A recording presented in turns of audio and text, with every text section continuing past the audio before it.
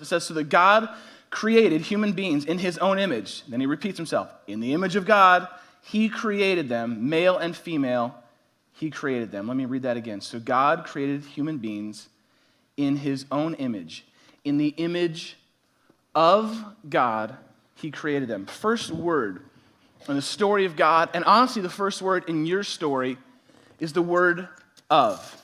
Why don't you say that with me? The word of. That's the first word in the story. This word simply means that you come from or belong to something else.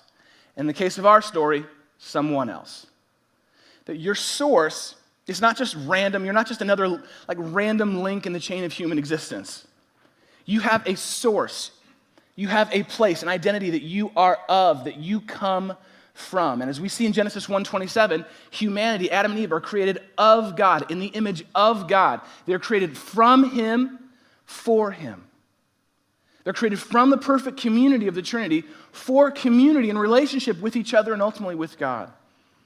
From his loving character, for his loving character in this world. To be a living reflection of God in this world. That's where it starts for Adam and Eve. There was no limitations in their relationship with God. There was no boundaries in their relationship with God. There was no fear, no doubt, no shame, no guilt, nothing that separated them from instant access and relationship to God. They were created in his image and lived in his presence in relationship with him freely. Best part about it, they were naked all the time. And I'm just telling you, if you're writing a book like the Bible and you can throw in some nudity at the front end, people are going to stay with it. I'm just telling you. It's just a hint. You want to see where the story goes. You just want to see how this thing plays out. The reason that's important is because there was no shame. There was nothing to hide behind. In fact, the text says a little bit, when God came to walk with Adam and Eve in the garden, he walked with them in the cool of the afternoon. The text literally says that he would walk with them through the garden. Can you imagine that kind of intimacy? Ultimately, it comes from that kind of identity, that they knew exactly who they were of, that they were a living reflection of God in this world. Parents, you get this, don't you? You get it. When you held your children, when you held your child for the first time, as you've watched them grow up, you've seen your characteristics, your attributes in them, haven't you? Let me show you a picture. These are just my kids right here. Look at that sweetness. So that's Genevieve Grace. We just call her Gigi there in the front. And then there's Elijah rocking the Kanye glasses in the back. He's got to do that. Look, both these kids have my exact nose. My wife is really not okay with the fact that they look more like me than her because she did all the work.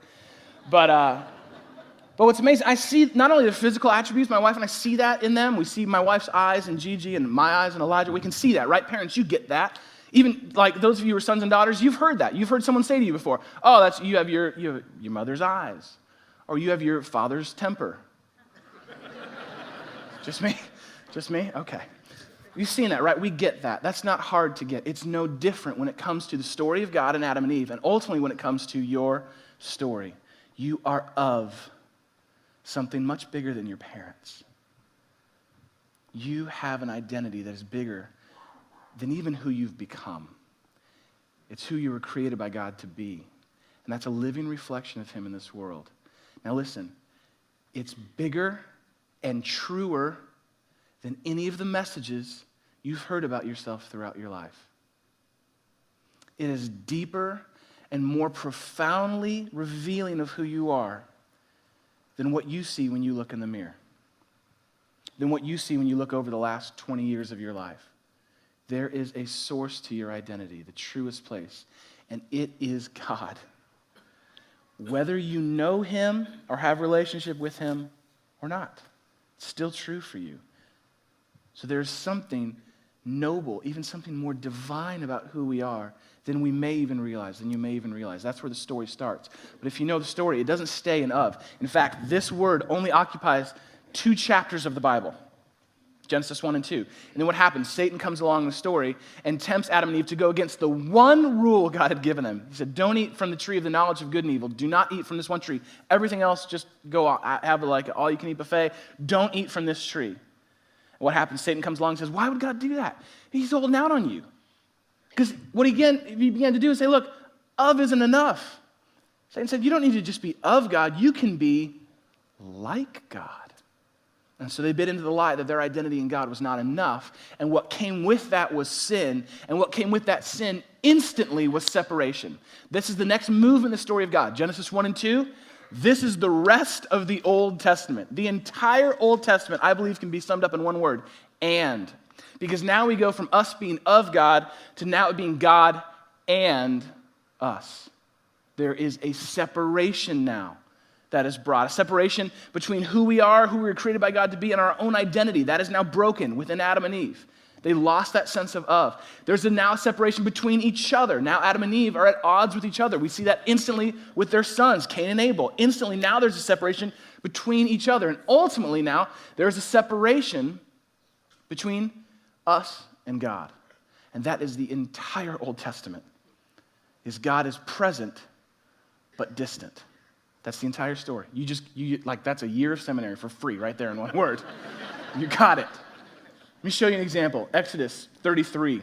Jump ahead if you would. Exodus 33. This is the closest someone gets to God in the entire Old Testament, as far as I can tell. Physical representation of God. Exodus 33, verse 18. And we'll just sort of look at this. This is the account of Moses. Moses had this very real and dynamic relationship with God, very raw. Moses sort of told God what to do, and God sort of put up with him for a long time. This is Exodus 33:18. Moses said to God, "Now show me your glory." And he's just saying to God, "Look, I've done enough for you. Now you show me your glory. I've deserved the right to see your glory." This is what's interesting. Verse 19, God says, "I will cause all my" what?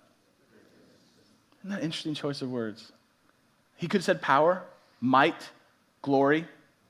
What does God say? "I'll cause all my goodness."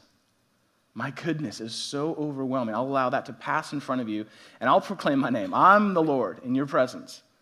And I'll have mercy on who I want to have mercy on, and I'll have compassion on who I want to have compassion on. He's basically telling Moses, look, this is on my terms, not yours. I'm doing this because I want to, not because you told me to. Verse 20, but he said, "You can't see my face, for no one can see my face and live." We go from God walking with Adam and Eve in the cool of the afternoon in the garden to now no one can see my face and live. Verse 21, then God said, "There's a place near me where you can stand on a rock, and when my glory passes by, I will put you in the cleft of the rock and cover you with my hand," whatever that means, "until I've passed by. And then I'll remove my hand, and you'll be able to see my back, but my face must not be seen." Isn't that interesting? That's as close as we get after the garden. God says, I'll let you see my glory, Moses, my goodness. But I'm going to put you over here in this little nook, this cave. I'm going to put my hand over you. And then all you're going to see when I pass by is my back. That's as close as you're going to get to seeing my face. This is the story of the entire Old Testament, right? You have a God who doesn't go away because of our sin. He's not gone because of our sin. He's just distant, right? So he's still present. He's still on the scene. It's just on new terms. You can't see him like Adam and Eve saw him. You can't hear him like Adam and Eve heard him. You guys can still hear God right now, right? I mean, still hear me right now, right? Okay, good. I can tell. Good. So this is why you have a burning bush. This is why you have a pillar of fire, a cloud of smoke. This is why you have the temple. This is why the temple is created, because you cannot get personally close to God anymore. This is why you have the 10 Commandments. This is why you have so many laws and rules and regulations. This is why you have to have prophets that later come in to be the voice of God to his people. Why? Because God is still present. He's just distant. And that's the entire Old Testament. That's it, the entire Old Testament. God is present, but distant. And if we were to be honest, I bet there's some of us who felt that tension in our lives, haven't you? That God is present, right? But distant. This September will be 5 years since my father-in-law passed away. He died quite suddenly. He's my wife's hero. He was my hero in every way. Love that man. And when he died, to me, I walked right into a season of and. Because God sort of broke the rules of our contract. Bad stuff wasn't supposed to happen to me. This wasn't supposed to happen. I didn't do anything wrong, so why would this happen?